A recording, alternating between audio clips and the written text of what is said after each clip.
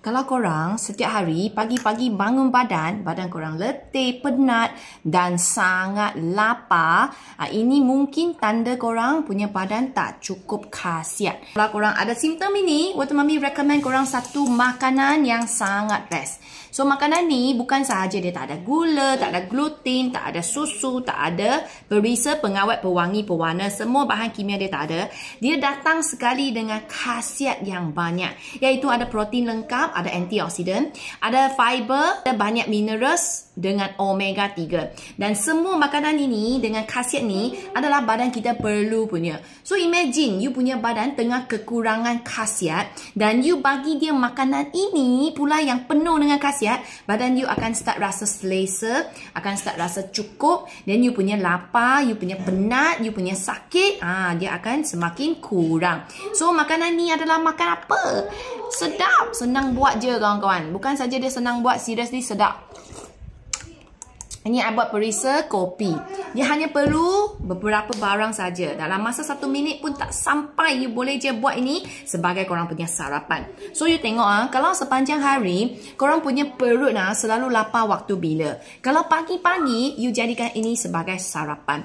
Kalau sebelum tidur, selalu kan kadang-kadang kita sebelum tidur asyik je rasa lapar. Jadikan kita punya diet ni ke laut. So korang jadikan ini sebagai dinner. Dia macam tu, okay? So korang boleh grab set sahur sehat ini. Korang akan dapat 2 black soy dengan 1 flaxseed. Dia ada 3 perisa. So kalau korang beli 2 black soy dengan 1 flaxseed, ini ialah perisa original. So dia bukan warna ni lah. Ini ialah perisa kopi. So hantu kopi ambil je perisa kopi. So ambil macam ni punya set. So korang yang hantu koko ambil koko punya set. So dia ada 3 set. Semua set ini boleh makan 1 bulan. Okey, badan kita kalau kekurangan nutrisi bukan 1 hari, 2 hari, 3 hari punya cerita. Ini ialah kita kompor sampai you rasa asyik je lapar, asyik je tenaga tak ada, asyik je rasa letih, badan je sakit. Ini semua kompor punya. So sekarang kalau nak cuba makanan ni, whether berkesan ataupun tak berkesan, ataupun you sesuai ke tak sesuai, I galak korang try 1 bulan punya. So terus pergi grab 1 bulan punya. 2 soy, 1 flaxseed. Semua ini ialah untuk 1 bulan punya makanan.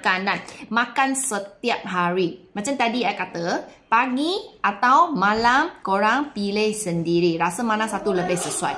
Dan ini makanan tak buat ciri-biri. Jangan risau. Dia tak buat you ciri-biri. Dia tak buat you macam tak selesa. Dia baiki you punya badan melalui khasiat yang badan kita perlu. So semua ni Water Mami akan bagi korang resepi sekali. Kalau korang beli set ni, semua ada sekali dengan resepi. Okay? So jangan risau, senang je nak buat.